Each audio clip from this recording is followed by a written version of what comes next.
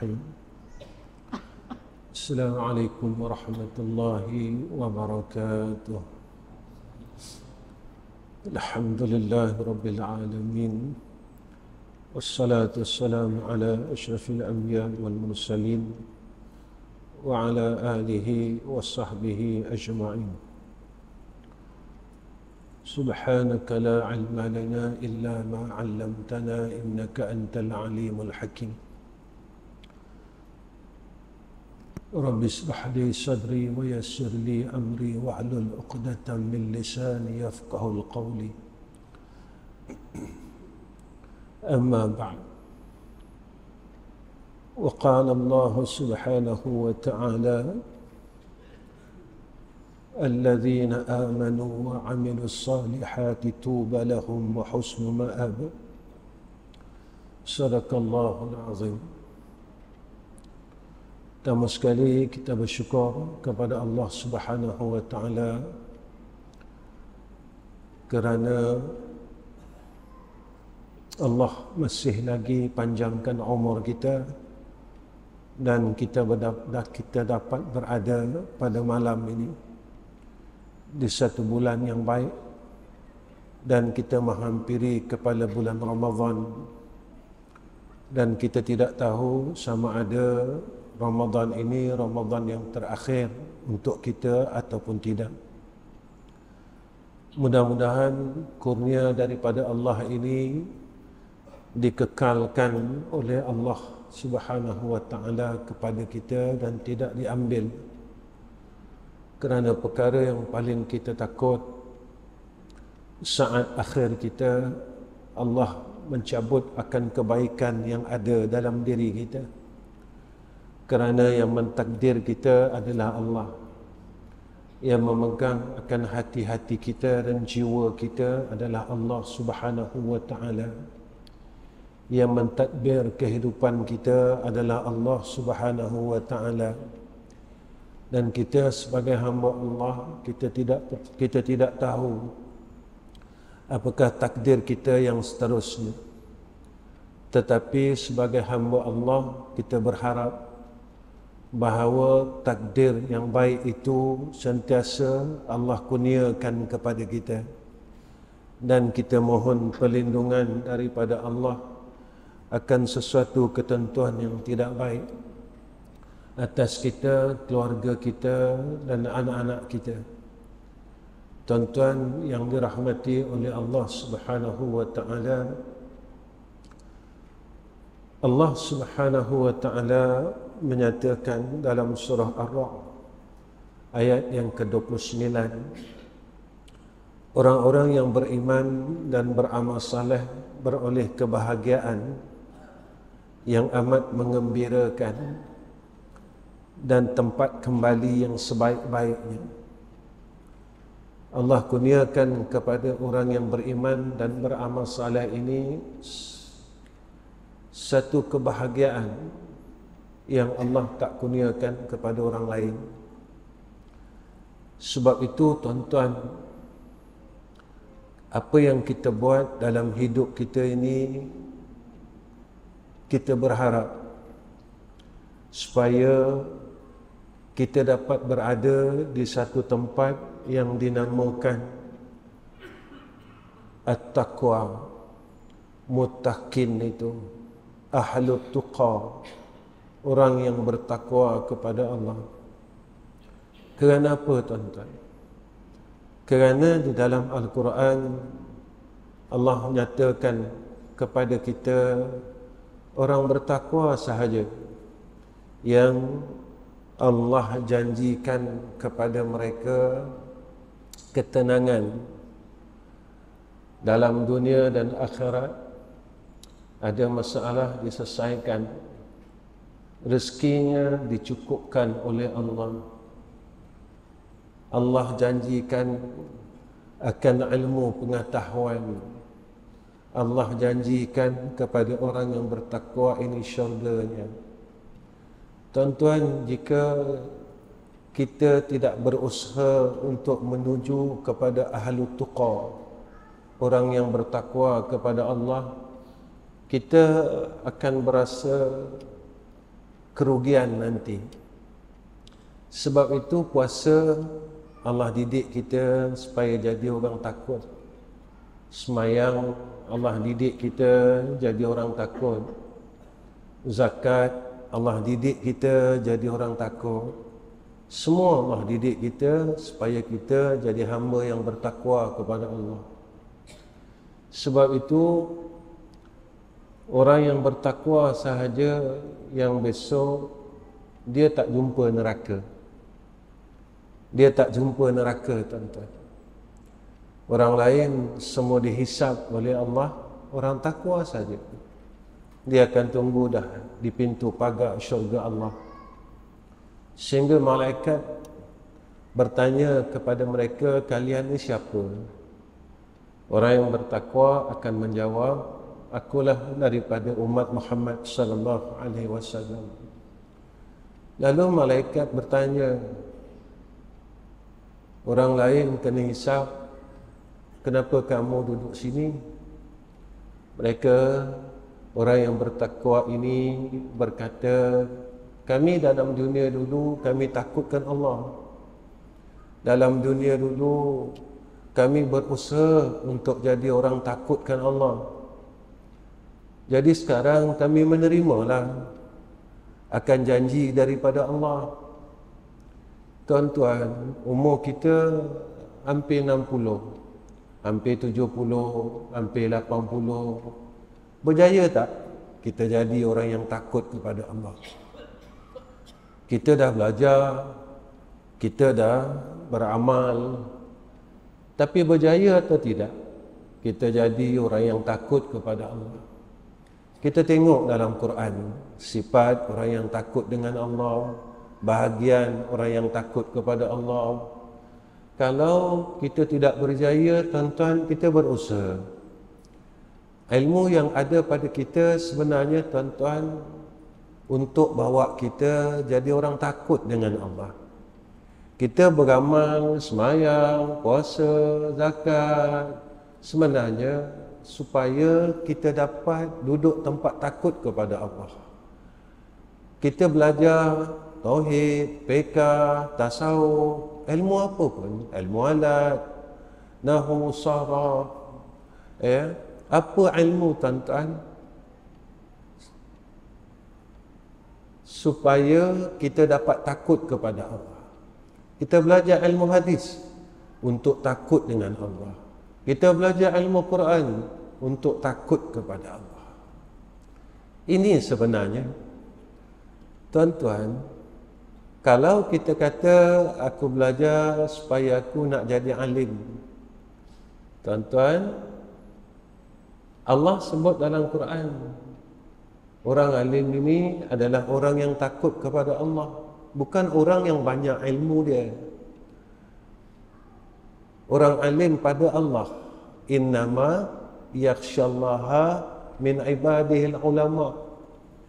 Yang banyak ilmunya itu pada pandangan manusia, orang yang alim. Tetapi orang alim pada sisi Allah, orang yang takut dengan Allah. Setinggi martabat alimnya, setinggi mana maqam takut dia. Orang yang mulia pada sisi Allah adalah orang yang takut kepada Allah. Mulia pada sisi manusia, sampai satu masa mulia ni hilang. Tinggi pada sisi manusia, sampai satu masa tinggi itu hilang. Sebab apa? Sebab benda dalam dunia ni tak pernah kekal, kerana dunia ni tak kekal.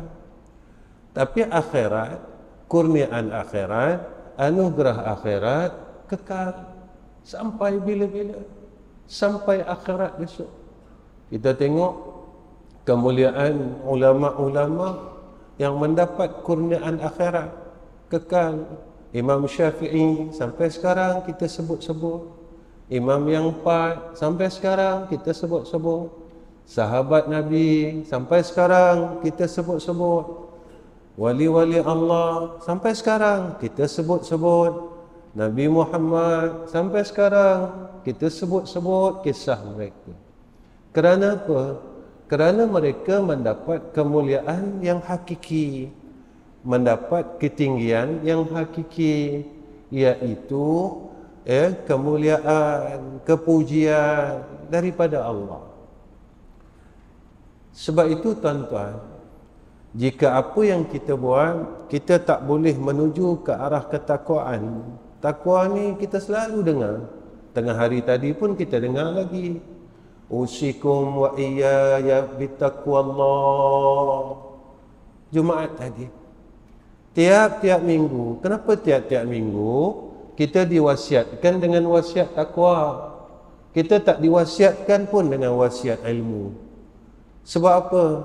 Sebab kita disuruh belajar supaya dapat wasiat tu. Kalau kita dalam keluarga, kita mendapat wasiat harta, orang yang layak saja tuan-tuan, yang betul nasabnya, bukan orang luar. Sebab itu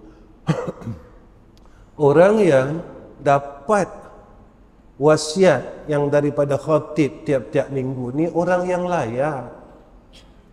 Orang yang belajar bersungguh-sungguh, beramal bersungguh-sungguh untuk dapat wasiat itu daripada khatib tiap-tiap minggu ni. Bukan sekadar jadi rukun khutbah. Kalau jadi rukun khutbah, tuan-tuan, khutbah sah, semayang sah, tapi kita masih tak diiktiraf oleh Allah. Kita masih tak takutkan Allah. Sebab itu tuan-tuan, kita masih lagi nak buat maksiat. Kita masih lagi nak buat jahat. Kita masih lagi nak melanggar perintah Allah. Sebab kita fikir yang tu hanya rukun khutbah. Kalau tak baca, semua orang marah. Kalau tak baca, orang kata batal khutbah, batal Jumaat. Tapi pernah tak kita ni tadi fikir, kalau aku tak dapat jadi orang yang bertakwa, membatalkan aku untuk menerima nikmat Allah dekat akhirat. Terbatal kelayakan aku untuk menerima nikmat Allah besok dekat akhirat. Tak pernah tak kita fikir dalam hidup kita? Tuan-tuan, hidup ni tak lama, sekejap aja. Dalam bulan ini saya selalu cakap dengan jamaah masjid. Kita tak perasan tuan-tuan, tarikh kejatuhan khilafah Osmaniyah dengan zaman kita, tahun depan dah 100 tahun. Semalam pun saya cakap 1924, 2024, 100 tahun. 100 tahun Nabi janji apa? Tuan-tuan tahu, saya tahu. Cukup 100 tahun Nabi janji apa? Tapi kita tak berhenti lagi. Hasad, sombong, dengki, putus silaturahim. Kita tak berhenti lagi. Kita tak boleh jadi orang baik lagi. Walaupun masa tu dah nak sampai. Didatangkanlah apa-apa kepada kita. Kita rasa kita orang hebat. Kita rasa kita orang bagus. Memang kita semayang, kita puasa, kita mengaji. Betul dah tu. Itu dah cantik dah. Tapi kenapa sampai sekarang kita tak boleh jadi orang baik? Kita tak mampu jadi orang baik. Ayah yang baik, ibu yang baik, anak yang baik. Anak kita masih lawan kita lagi. Kenapa? Kita tak boleh jadi jiran yang baik. Kita jiran dengan jiran sebelah pun kita masih lagi dalam keadaan yang tidak baik. Masa dah nak sampai. Kalau kita tak boleh jadi orang baik, jika masa itu dizahirkan oleh Allah, perkara yang dijanjikan oleh Rasul ini dizahirkan oleh Allah, kita di mana besok? Kita kat mana besok? Kat mana kita besok? Kita adakah orang yang dalam keredaan Allah pun ataupun orang yang Allah tak redha? Sebab itu kena berusaha tuan-tuan supaya jadi orang saleh. Jadi orang saleh ini apa yang kita dapat? Malam ni saya nak bincangkan benda ni. Bila kita jadi orang saleh, tuan-tuan, saya cakap dengan anak-anak saya, jangan jadikan sedikit ilmu kita menghalang kita jadi orang baik. Jangan jadikan kita rasa kita ta'lim langsung terhalang untuk kita jadi orang baik. Jangan. Jadilah orang baik. Jadi orang baik. Allah suruh kita jadi orang baik. Orang baik dijanjikan kebahagiaan dan bahagian dekat akhirat. Ya. Jadi orang baik. Apa tuan-tuan bahagian yang diperolehi anugerah Allah kepada orang baik? Pertama, rahmat. Bila kita dapat jadi orang saleh, hidup kita penuh rahmat. Hidup kita ni tuan-tuan penuh dengan rahmat Allah Subhanahu wa ta'ala. Keluarga kita dalam rahmat. Jika kita ada harta, harta kita dalam rahmat. Kalau kita ada kawan, kawan kita dalam rahmat. Ini yang kita mahu. Ustaz, dalam rahmat ni apa? Kalau kita ada keluarga, isteri dan anak-anak kita menjadi satu rahmat dekat kita. Macam mana keluarga yang jadi rahmat dekat kita? Ni kan kita doa dalam Quran. Rabbana hab lana min azwajina wa dhurriyyatina qurrata a'yun waj'alna lil muttaqina imama.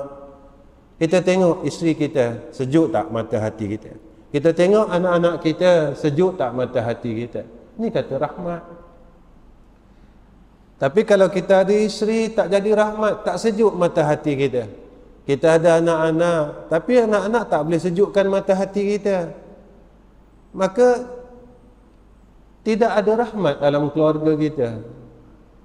Anak-anak kita, antara anak-anak kita pun bergaduh sama-sama dia. Mana datang rahmat, tuan-tuan? Tidak ada rahmat. Baik itu nak dapat rahmat jadi orang soleh. Bila orang ni baik, Allah bagi perkara baik kepada orang baik-baik. Kita ada harta, harta kita menjadi rahmat atas kita. Apa dia, tuan-tuan? Harta ini menjadi asbab.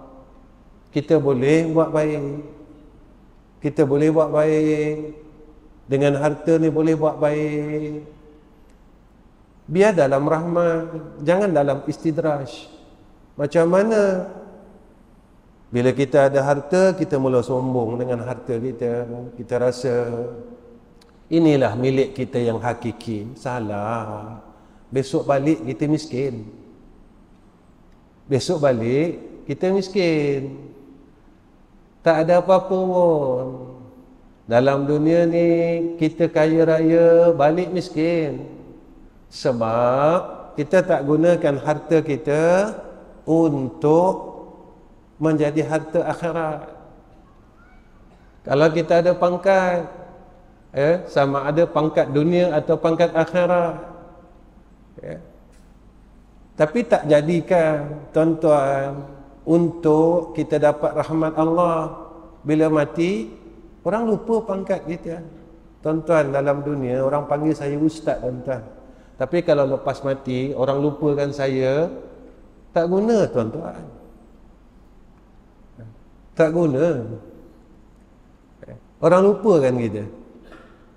Sebab kita orang jahat. Jadi seperti mana orang dulu. Orang dulu-dulu. Imam Syafi'i disebut sampai sekarang. Imam Nawawi disebut sampai sekarang. Syekh Abdul Qadir Jailani disebut sampai sekarang. Namanya diingat. Besok kalau kita mati, siapa nak ingat kita? Orang lupa kita, tuan-tuan. Yang angkat tempat kita bukan kita. Yang angkat tempat kita adalah Allah. Kan Allah sebut dalam Quran macam tu. Yarfa'illahu alladhina amanu minkum walladhina utul ilma darajat. Yang angkat tempat kita tu Allah, bukan kita. Saya datang masjid tuan-tuan ni bukan saya nak mengajar tuan-tuan, saya nak buat amal soleh. Saya nak buat amal soleh supaya apa yang kita buat ini jadi amal soleh kita. Kedua, apa yang Allah anugerahkan kepada orang soleh, keberkatan. Hidup kita berkat. Macam mana hidup berkat? Nabi kan pesan dekat kita, umur yang berkat, bertambah umur, bertambah kebaikan. Kita tengok diri kita, boleh tambah baik tak? Boleh tambah baik tak? Ataupun makin kita berumur, makin kuat bergaduh pula. Ini umur tak berkat tuan-tuan. Kalau tambah umur tambah jahat, ini tak berkat. Saya selalu bercakap dengan kawan-kawan.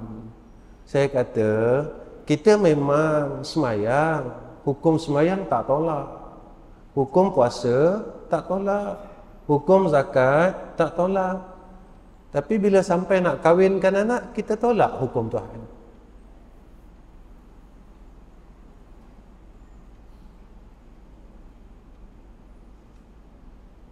Tuan-tuan, yang kita lawan ni Allah. Allah kata tak boleh. Kita lawan juga. Tapi semayang kita tak lawan, puasa kita tak lawan, zakat kita tak lawan. Tapi bila nak kahwinkan anak, kita lawan hukum Tuhan. Kita baca tak ayat wa man lam yahkum bima anzalallah? Kan ada 3 tu. Masuk tak kita tuan-tuan, yang zalim, yang kafir ni tadi, kufur dengan nikmat ni tadi, tuan-tuan, tengah ada majlis tu mati. Macam mana? Kita hukum ibadat, kita tak lawan. Tak pernah kita lawan. Kalau maghrib 3 rakaat, kita tak tambah 4 rakaat. Walaupun masa tu kita tengah hebat. Tapi kita lawan, tuan-tuan. Yang kita lawan ni Allah, yang kita lawan ni hukum Allah. Jadi kalau kita kata kita hebat, ni nak dekat 100 tahun ni, dan nak dekat sampai kurun yang akhir, kalau perangai kita macam ni juga, ilmu yang ada pada kita apa gunanya? Yang kita mengaji khatam 3-4 kali kitab ni, apa gunanya? Tuan-tuan, kita tak mampu pertahankan hukum Allah. Tuan-tuan, saya bercakap ni berkenaan hal akhirat. Saya tak bercakap hal dunia. Saya tak bercakap hal dunia ni tuan-tuan. Dunia ni dah nak dikiamatkan oleh Allah Subhanahu wa taala. Dan saya tidak minta dipersetujui. Boleh tak kita cakap besok dengan Allah, apa nak buat? Saya didesak oleh isteri saya, mak saya, kakak saya, abang saya. Boleh tak tuan-tuan kita masuk neraka dengan sebab perkara tersebut? Mampu tak kita dibakar oleh Allah Subhanahu wa taala dengan sebab perkara tersebut? Tuan-tuan, kalau umur kita berkat, bertambah umur kita. Hari ini saya nak pesan untuk diri saya dan semua orang, takutlah kepada Allah. Takutlah ancaman Allah. Takutlah azab Allah. Tuan-tuan, bila cukup 100 tahun, makna Dajjal nak keluar.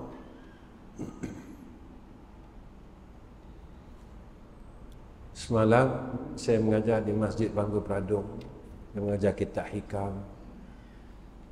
Saya cakap macam ni, besok Dajjal nak keluar, kita lapar, tak ada makanan, simpanlah makanan banyak mana. Tetap tak ada makanan, susah makan sebab Nabi kata macam tu. Takkan Nabi tipu kita, tuan-tuan.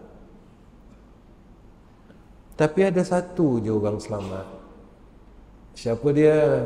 Orang yang beriman. Sekarang ni bukan cerita Dajjal ni tadi. Bukan cerita Dajjal ni saya nak bawa. Yang saya nak bawa, masa perkara ni berlaku, kita duduk mana? Kita duduk tempat orang lapar atau kita duduk tempat orang kenyang? Itu saya nak bawa. Siapa orang kenyang? Orang kenyang yang dikenyangkan oleh Allah dengan tasbih. Pagi dia makan subhanallah, petang dia makan alhamdulillah, malam dia makan Allahu Akbar. Lalu Allah kenyangkan dia dengan tasbih ni tadi. Siapa orang yang Allah kenyangkan dengan tasbih? Orang beriman. Siapa orang yang lapar? Lawan dari orang beriman, orang lapar lah. Jadi kita tanya diri kita sebelum sampai masa tu, sekarang ni, kalau kita dengan asma Allah, rasa kenyang tak? Rasa seronok tak? Kan orang kenyang ni orang seronok. Orang kenyang ni kan orang bahagia. Tuan-tuan, kita dengan Allah sekarang, kita seronok tak? Ni sebelum nak sampai. Kalau sekarang pun kita tak seronok, dengan hukum Allah pun kita tak seronok, dengan nama Allah pun kita tak seronok, mana mungkin bila sampai waktunya besok kita boleh kenyang? Sekarang pun kita tak seronok. Tuan-tuan, bila kita kenyang, besok pada waktu fitnah itu sampai, kita selamat. Bila kita lapar, ketika fitnah itu sampai, kita tak selamat. Tuan-tuan, sebab itu hadis yang Nabi kata, besok sampai satu zaman, kita kena genggam nak beramal dengan agama ni seperti mana genggam bara api. Tuan-tuan tahu hadis tu? Kan tak tahu. Susahnya. Sampai ada riwayat sambung daripada hadis tu, Nabi kata, satu amalan pada ketika itu menyamai dengan 50 amalan sahabat, kata Nabi. Sahabat bertanya, adakah kami ya Rasulullah? Ya, kata Nabi. Susahnya kita nak beramal waktu itu. Biar berkat, tuan-tuan, ada umur kita berkat. Kemudian berkat pada ilmu. Jadi orang saleh, ilmunya berkah. Kerana ilmu ni tadi yang dia belajar menjadi alat, dia dipimpin untuk jadi orang baik. Mana ilmu yang berkat? Ilmu yang boleh dia amalkan. Sebab, tuan-tuan, kita kalau ada ilmu, tapi kita tak buat, saya tahu, tuan-tuan tahu, kat sana kita kena dakwa oleh Allah. Saya tahu, tuan-tuan tahu. Lalu kita kata, Ustaz, itu yang wajib aja. Maka kita tengok, yang kita lawan Allah ni pada perkara yang wajib ke bukan? Jangan tengok ibadat saja, tuan-tuan, yang wajib pada Allah.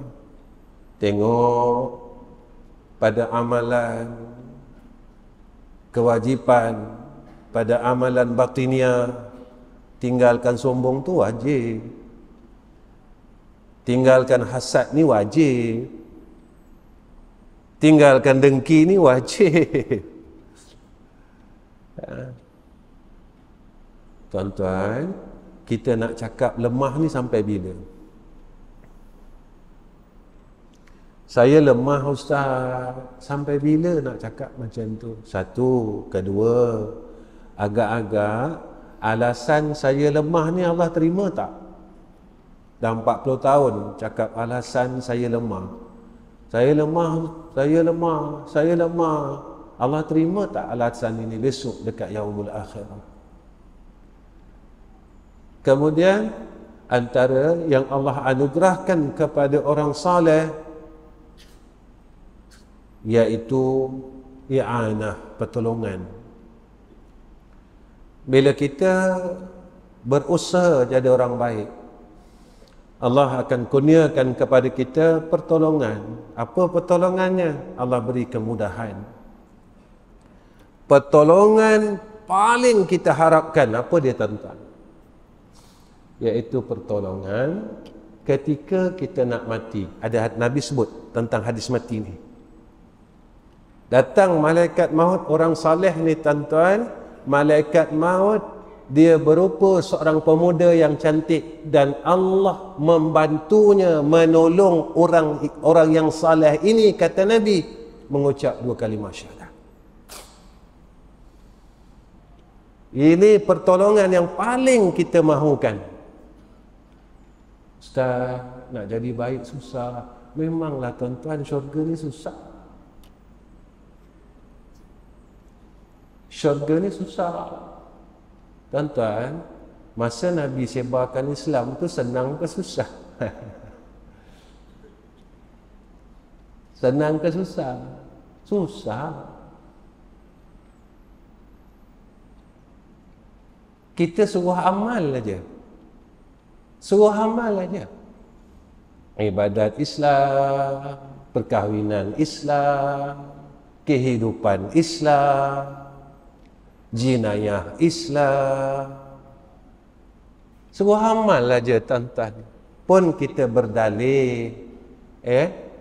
Tuan-tuan, kalau kita nak dapatkan pertolongan Allah, masa hidup dan masa sakaratul maut, berusaha jadi orang baik. Berusaha jadi orang baik. Kita kena usaha sungguh-sungguh. Kita kena pertahan sungguh-sungguh agama ni. Sebab itu sahabat dulu ia mampu pertahankan agama ini. Sebab apa tuan-tuan? Dia nampak syurga dah. Ni dulu tuan-tuan. Dan anugerah kepada orang saleh yang disebutkan oleh ulama, Allah mengkurniakan kepada mereka ini hidayah dan taufik. Bila kita berusaha jadi orang baik, jasad yang baik, roh yang baik, nampak tak tuan-tuan? Besok dah sampai bulan Ramadan, siang kita puasa, malam kita boleh semayang tarawih 8 rakaat. Sekarang kita kenyang, nak semayang sunat ba'da isyak pun tak mampu. Cepat-cepat nak balik, cepat-cepat nak keluar masjid. Allah sebut dah dalam hadis qudsi, wahai hamba-Ku, kau tak senang di rumahku, tetapi engkau selesa di rumahmu. Dekat rumah kita, kita selesa je tuan-tuan. Tapi dekat rumah Allah ini kita gelisah, resah, nak cepat keluar, tak selesa.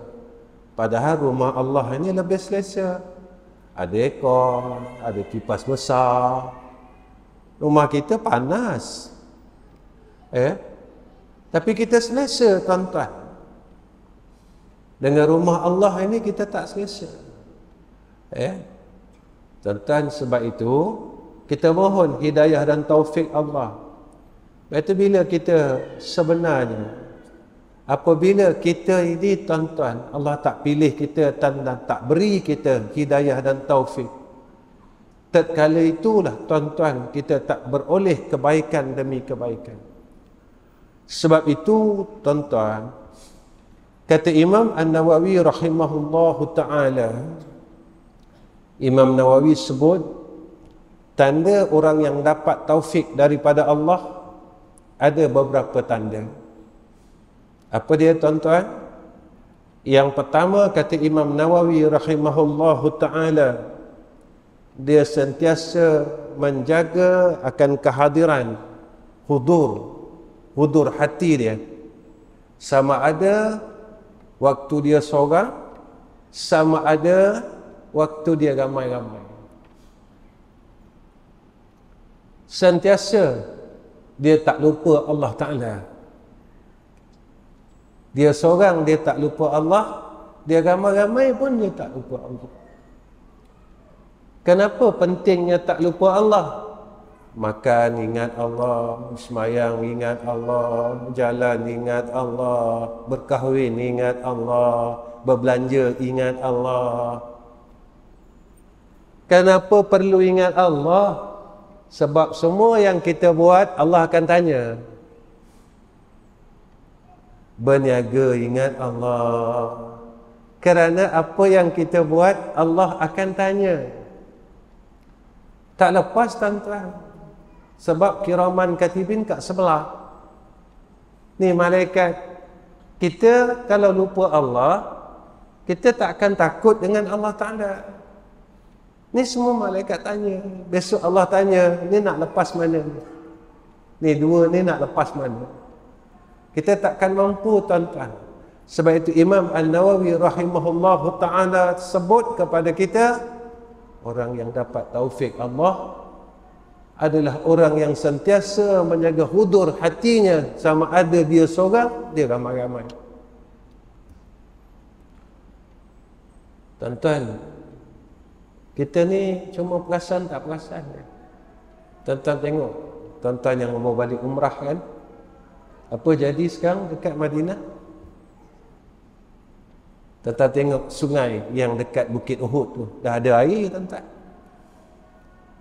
Sekarang di Madinah tuan-tuan, orang bukan Islam dah boleh masuk. Dah boleh masuk tuan-tuan. Ambil video lagi tuan-tuan, orang bukan Islam. Dulu 10 tahun dulu, 15 tahun dulu, kita tak dengar benda ni berlaku. Tapi kita tak ambil kisah pun. Biarlah itu benda nak berlaku, kita kata. Kita yang bawa balik umrah ni tengok. Tuan-tuan, macam ni saya nak bagi tahu. Allah ni sayang kat kita. Benda-benda yang Allah zahirkan, seperti mana yang Sayyidina Rasulina Muhammad sallallahu alaihi wasallam telah beritahu kepada kita, Allah zahirkan. Kenapa tuan-tuan Allah zahirkan? Supaya bila tanda-tanda ini terjadi, kita mula ada ketakutan. Ya Allah, dah dekat sangat ni. Ya Allah, dah dekat sangat ni. Tuan-tuan, macam ni lah. Kita kalau ada kanser, sakit kanser, kan bila kanser ni dah kuat, kan ada tanda dia. Rambut dah gugur, badan dah. Bila tanda-tanda ni dah datang banyak tuan-tuan, takut tak? Takut. Sebab apa kita takut? Kita kata dah nak mati.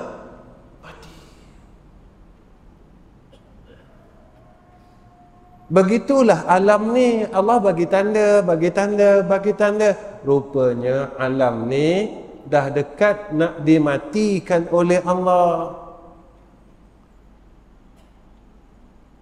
Tapi kita macam ni juga. Nak zikir tak boleh, nak kumpul kulhu tak boleh, nak kumpul tasbih tak boleh, nak kumpul selawat tak boleh, nak kumpul sembahyang sunat tak boleh lagi. Alasan kita apa? Lemah, lemah, lemah, lemah, lemah. Tapi nak kumpul duit tak lemah pula tuan-tuan. Nak kumpul dunia tak lemah pula.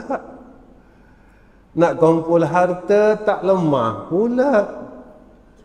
Tapi bila nak kumpul akhirat, saya lemah, saya lemah, saya lemah.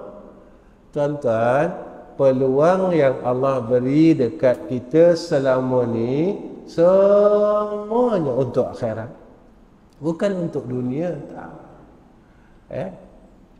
Itu pertama. Kedua, apa kata Imam An-Nawawi rahimahullahu ta'ala, mengikut sunnah Rasul dengan perbuatan dan perkataan. Ini orang yang dapat taufik Allah. Sunnah wajib ni mesti, tuan-tuan. Itu saya katakan, tinggalkan benda-benda yang Nabi larang. Hasad, Nabi larang. Ini sunnah yang wajib. Mengumpat, tinggalkan semua dah. Cukup dah. Sebab bumi ini dah nak kiamat dah. Dah nak sampai kepada fasa terakhir yang Nabi sebut mujadid akhir zaman. Dah nak zahir. Tinggalkan, kita dah tak ada masa. Dah tak ada masa dah, tuan-tuan. Dah tak ada peluang ruang. Kalau kita tak berusaha dari sekarang untuk jadi orang yang lebih baik, kita rugi. Ikut sunnah Nabi. Sunnah yang wajib ni kita ikut. Kalau kita ada membenci orang lain, tolong tukar dengan kasih sayang. Tak payah dah, cukup dah, tuan-tuan. Nak benci-benci orang dah cukup. Sebab Nabi tak ajar benci orang. Nabi ajar kita balaslah kejahatan dengan kebaikan. Jangan balas kejahatan dengan kejahatan. Kalau kita balas kejahatan dengan kejahatan, kita sama-sama jahat. Orang tu buat jahat, kita balas jahat. Tak ke dua-dua jahat? Kita, orang buat jahat, dah tentu orang buat jahat ni jahat. Jangan jadikan kita juga orang jahat. Biar kita jadi orang baik. Macam mana? Kejahatan yang dia buat kepada kita, kita balas dengan kebaik, baru kita orang baik. Susah, Ustaz. Memang susah. Sebab itu Nabi ajar macam tu. Tuan-tuan, bila kita nak jadi orang baik, tak ada orang sokong kita. Semua orang cela kita. Tapi bila kita nak jadi jahat, tak siapa yang halang kita. Semua orang sokong kita. Semua orang sokong kita, tuan-tuan. Sebab itu susah nak jadi orang baik ni.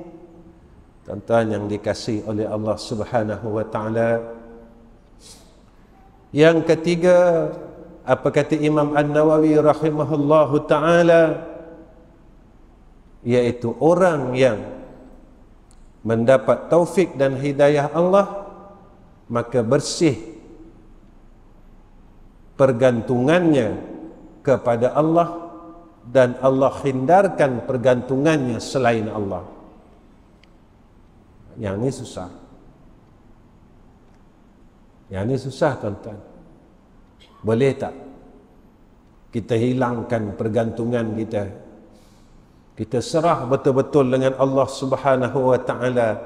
Kita yakin yang akan bantu kita Allah. Kita yakin yang tak tinggalkan kita Allah. Kita yakin yang betul-betul sayang kita Allah. Tuan-tuan, orang bantu kita sampai masa dia tinggalkan kita. Macam mana dia tinggalkan kita? Mati. Orang yang sayang kita, satu masa dia pun tinggalkan kita. Macam mana? Mati. Tapi Allah takkan sekali-kali tinggalkan kita. Allah sayang kita dan Allah takkan tinggalkan kita. Dan apa yang Allah janjikan kepada kita, tuan-tuan, semua betul. Tak ada yang tak betul, tuan-tuan. Semuanya tepat.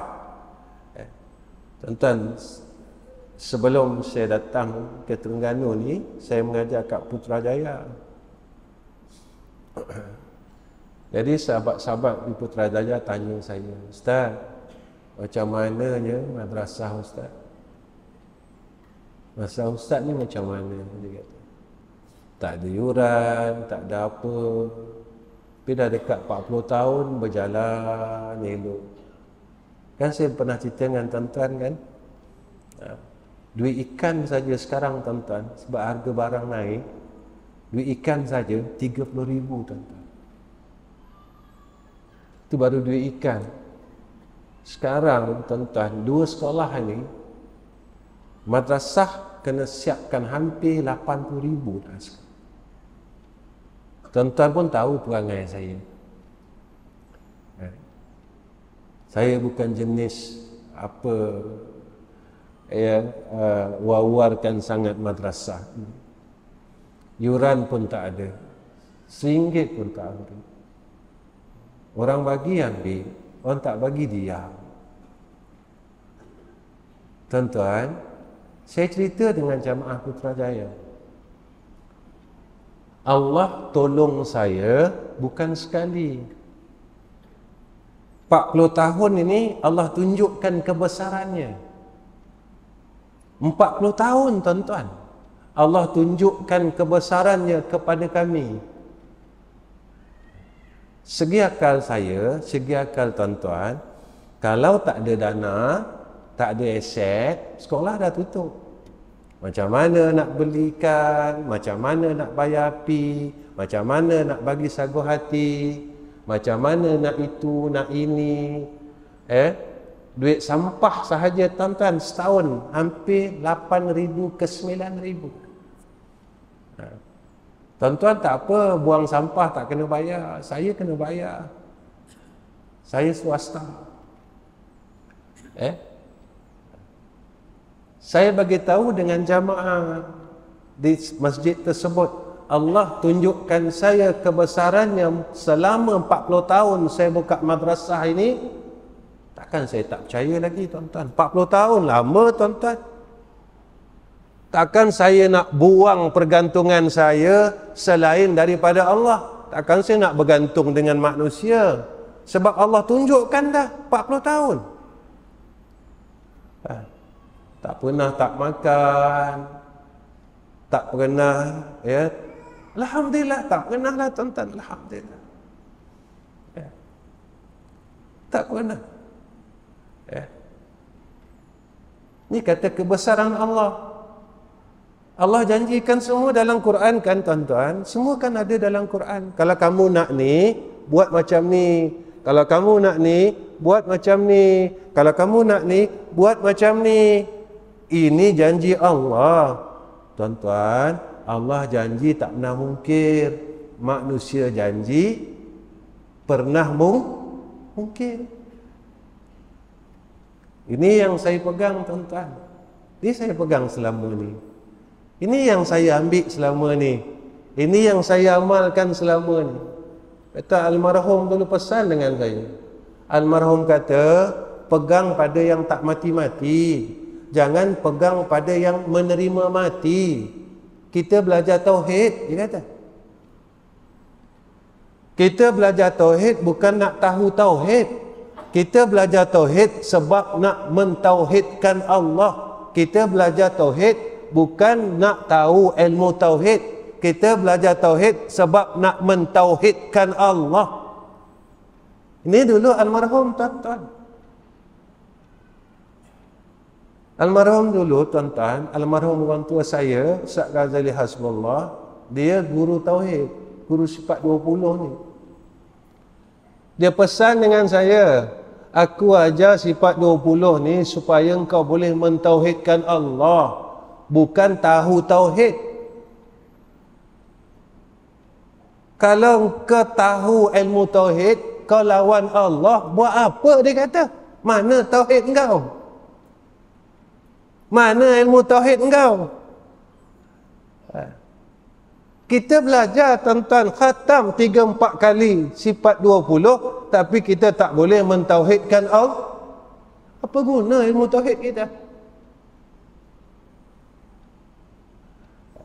Kita belajar Allah Maha melihat, tapi kita sanggup lawan Allah, walhal kita tahu Allah Maha melihat. Masa kita buat maksiat ini Allah sedang lihat. Masa kita sedang buat baik Allah sedang lihat. Itu orang tauhid. Bila kita kemas tauhid, kemas fiqh. Bila kita kemas fiqh, kemas tasawuf. Tapi kalau ilmu jadi ilmu, nama dia cerita jadi cerita. Jadi cerita je lah. Kita tak boleh tawakal dengan Allah, tak boleh yakin dengan Allah. Dengarlah cerita neraka 1000 kali, tetap kita tak takut dengan ancaman Allah, sebab cuma cerita.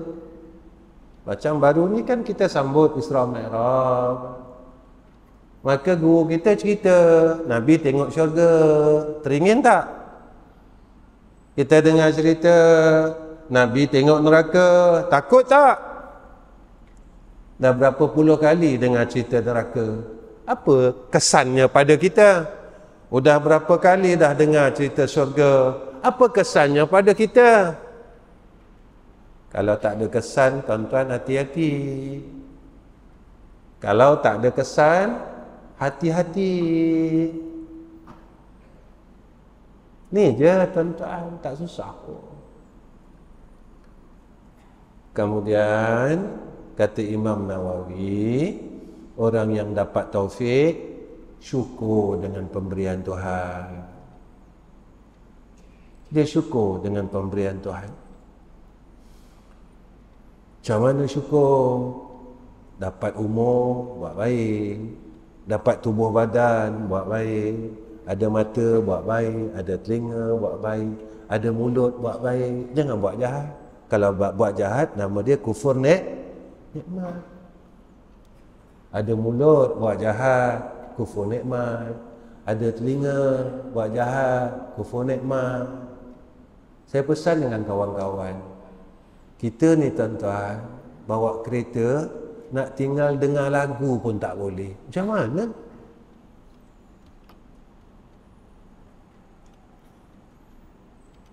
Kita bawa kereta, radio kita buka lah lagu. Kita nak mujahadah, tinggalkan lagu, dengar Quran, dengar kasidah, tak mampu. Mampu ke kita masuk syurga? Nak buang lagu pun tak boleh. Macam mana kita nak masuk syurga? Tuan-tuan, masa kita bawa kereta, ni tengah dengar lagu ni, aksiden mati. Agak-agak, boleh tak kita cakap mati yang dicemburui? Boleh tak? Dengar lagu yang dilarang bermakna sedang buat maksiat.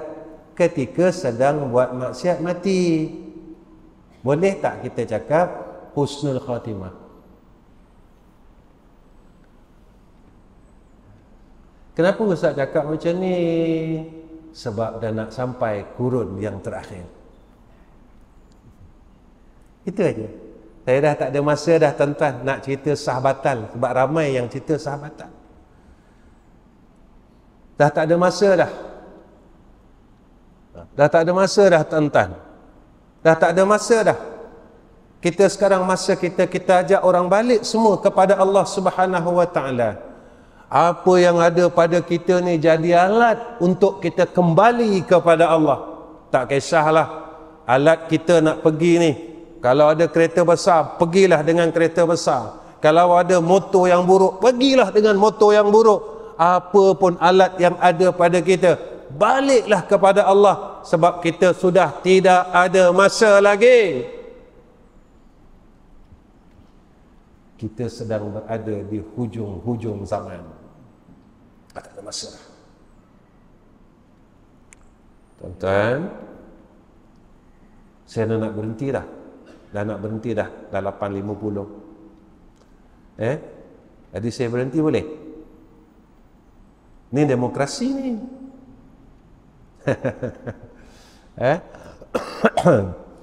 Saya berhentilah kalau macam tu. Ya, insya-Allah. Saya berhenti dululah ya. Berhentilah insya-Allah. Kita bukan nak ngaji lama-lama. Kita nak supaya apa yang kita dapat kita boleh laksanakan. Kita bukan nak kumpul ilmu zaman ni tuan-tuan.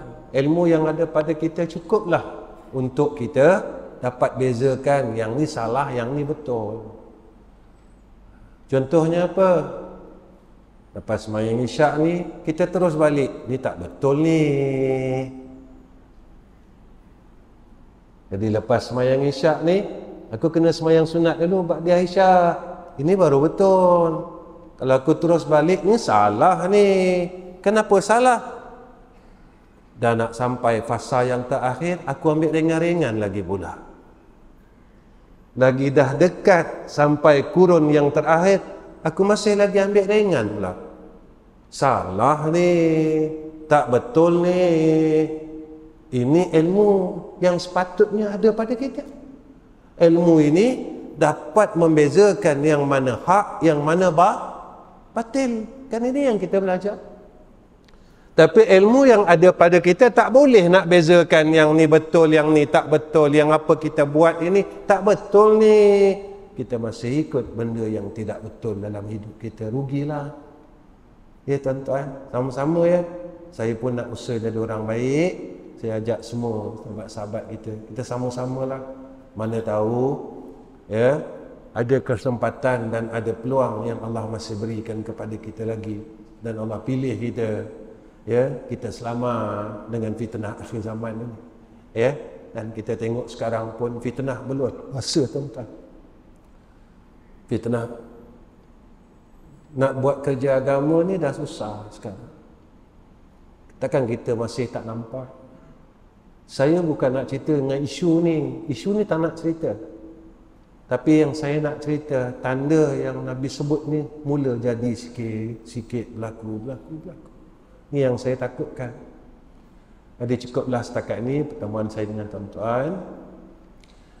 Ya, jadi sebelum saya tutup, insya-Allah, pertama tuan-tuan tolong doakan saya, mudah-mudahan saya dapat husnul khatimah, anak isteri saya dapat mati husnul khatimah, kami dapat jadi orang baik, dan saya doakan tuan-tuan juga semoga Allah jadikan kita semua orang soleh.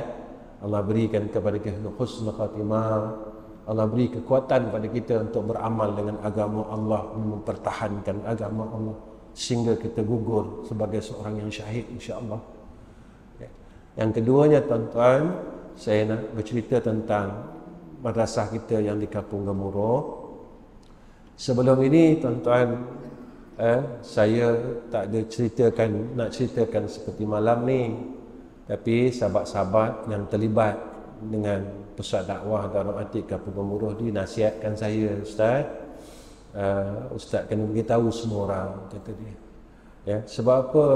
Sebab bukalah peluang ni pada semua orang. Jadi saya malam ni tuan-tuan, saya nak beritahu madrasah kita, surau kita yang di Kampung Gemuruh hampir 80% siap, dan besi bumbung telah pun siap sepenuhnya. Insya-Allah kita akan pasang bumbung dalam seminggu lagi kot, insya-Allah kot, seperti mana yang disebutkan oleh yang berbahagia Tuan Haji Zaini yang bertanggungjawab untuk urusan pembangunan di pusat dakwah Darul Atik di Kampung Gemuruh. Ya, dan semalam pun saya tengok madrasah dah mula lantai, dah banyak siap dah tuan-tuan. Jadi tuan-tuan, jika tuan-tuan ingin bantu madrasah tu, saya mengalu-alukan, saya buka peluang ni. Jadi tuan-tuan bolehlah bertanya kepada yang bertanggungjawab, iaitu Din kita, Din Al-Barakah dengan Tuan Haji Zaini ada kat situ. Ya, dia bertanggungjawab menguruskan urusan pusat dakwah. Tuan-tuan, sebenarnya saya nak mengaku pusat dakwah Kampung Gemuruh ni saya punya pun saya dah malu tuan-tuan. Ya, sebab saya macam tak ada buat apa-apa. Yang banyak menguruskannya Din, Haji Zaini, ramailah sahabat yang saya sebutkan, nanti takut dia orang kata ustaz kenapa sebut nama saya. Jadi ramai yang tolong menolong, jamaah-jamaah Terengganu yang bantu banyak sangat. Jadi mudah-mudahan kita menjadi jariah pada semua orang. Kebaikan yang kita buat, peluang ni pada zaman-zaman dah suntuk dah ni. Tuan-tuan tolong doa InsyaAllah mudah-mudahan dapat siapkan. Kalau tuan-tuan nak bantu daripada sudut bahan-bahan binaan, tuan-tuan boleh tanya dengan Din dan Tuan Haji Zaini kita dan sahabat-sahabat yang lain yang terlibat. InsyaAllah tuan-tuan boleh datang ke madrasah, tanya apa yang perlu. Kalau tuan-tuan tak nak bantu pun tak apa, Ustaz mapuh kamu tak apa, boleh juga. Tak ada masalah.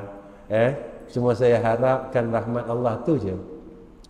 Kenapa tuan-tuan saya beritahu? Kalau kita cepat siapkan surau ni, kita boleh tolong orang musafir banyak.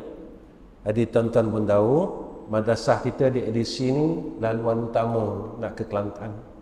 Jadi sebelah ni Petron. Jadi dia orang tinggal semayang, dia boleh singgah buang air.